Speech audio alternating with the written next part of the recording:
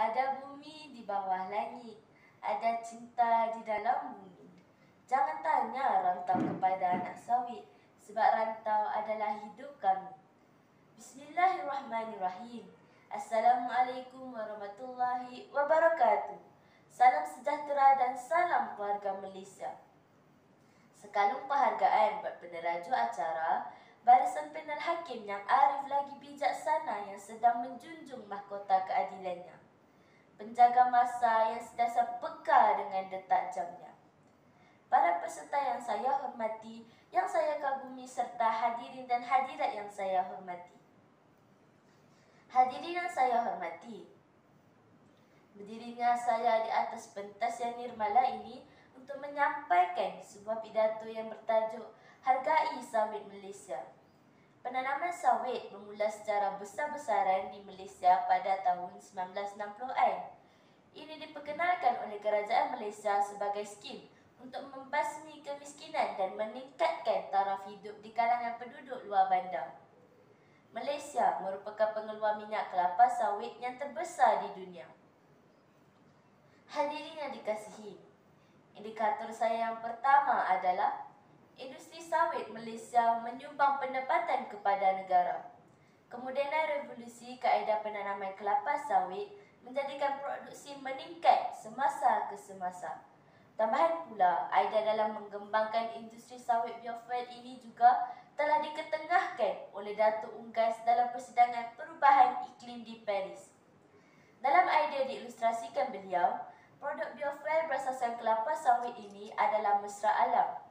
Malaysia telah mengeksport 60% minyak kelapa sawit ke negara China, Eropah, Pakistan, Amerika Syarikat dan India. Secara tidak langsung, ia mewujudkan lebih banyak peluang pekerjaan kepada masyarakat Malaysia. Hadirin yang saya hormati sekalian, indikator saya yang kedua ialah minyak kelapa sawit menjamin kesihatan rakyat Malaysia. Minyak kelapa sawit kaya dengan sumber asid lemak seperti omega 6 ataupun asid linolik dalam bahasa saintifiknya. Selain itu, pengambilan minyak kelapa sawit dalam makanan boleh sahaja merendahkan paras kolesterol LDL, tapi juga dapat meningkatkan paras kolesterol HDL dalam badan. Jika kita mengambil minyak kelapa sawit secara berlebihan, ia akan menyebabkan kita mendapat penyakit yang kita tidak jangka. Jelaslah bahawa minyak kelapa sawit mempunyai banyak khasiat yang dapat menjamin kesihatan rakyat Malaysia. Hadirin hadirat sekalian, izinkan saya meneruskan indikator saya yang ketiga, iaitu kempen sawit Anugerah Tuhan. Kempen ini dianjurkan oleh Kementerian Perusahaan Perladangan dan Komoditi Malaysia di peringkat kebangsaan dan antarabangsa. Ini bertujuan untuk mempromosikan kemampanan industri minyak sawit di dalam dan di luar negara untuk menggunakan elemen pendidikan melalui media sosial, tarikan, visual dan nilai estetika.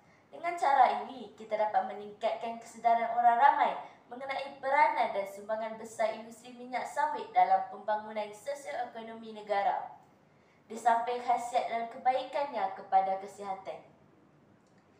Pada penghujung bicara, jelas tertera industri kelapa sawit Malaysia sangat penting kepada negara. Industri ini menjamin ekonomi dan kesihatan rakyat Malaysia. Sejujurnya, kita perlulah memanfaatkan sumber yang dimiliki oleh negara kerana sawit pemangkin kemajuan negara. Akhir kata, hati gembira berbarengan teman, bergembira ria di bawah jambatan. Seandainya kita diizinkan Tuhan, tentu bersua di hari kemudian. Sekian, wabillahi taufiq wal hidayah. Wassalamualaikum warahmatullahi wabarakatuh.